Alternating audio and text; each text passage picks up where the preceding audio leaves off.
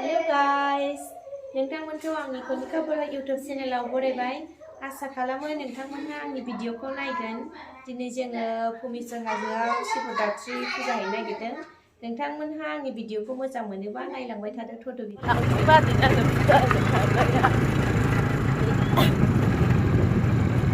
गारि सालायनायाव हमनो उसुबिदालै लाखिनो जाबाय नामा लांसै जोंहा भुमेश्वर हाजोआ जोंना न' खाथियाव देनां सोरबाफोर बेरायफैयोबा जोंनाव हाबलांनो हागोन ओइ नुहुरखायो जोंनिफ्राय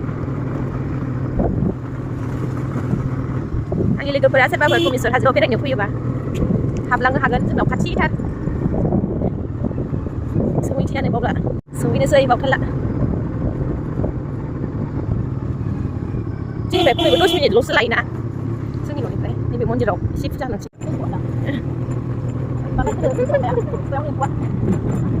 सहैथारसै जोङो माबा मा होनोमोनलाय माबा फेस्टिभेलनिफ्राय फैयाखैना खनसेबो हाजोआव बेरायनो मन्दिर सहैबाय दाख्लैनि फेस्टिभेलनि मा गेटखौ बोखाराखै माथो मोजांसो जोंना भुमेश्वर हाजोआव सफैबाय शिब मन्दिर बियो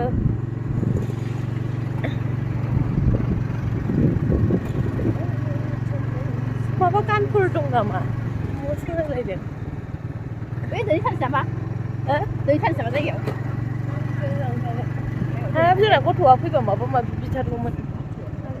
गाननाय दं होनबा दहाय साननिफ्राय दं खोमा नायदो माबा माबि दङ गानबाय दा नुबाय बेखौ ओंखायनो जोङो मा साबो मोनजाला गानथ'आ मोसानाया दंबावो नै मालाय गानदै खोनादों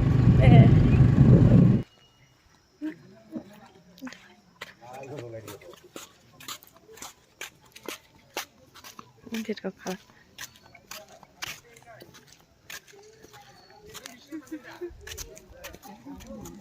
हो होगासिनो आरो मारै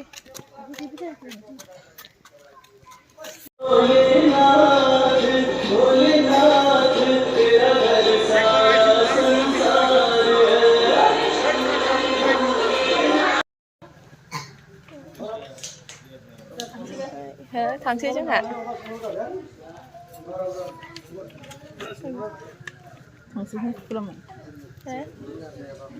श्री श्री राजा ठाकुर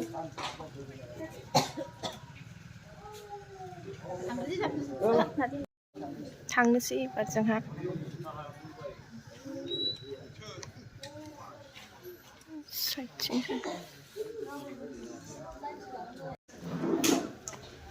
थांफिननोसै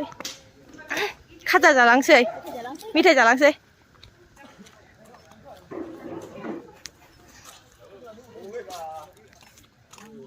मा फानदों माथो खोमसि ना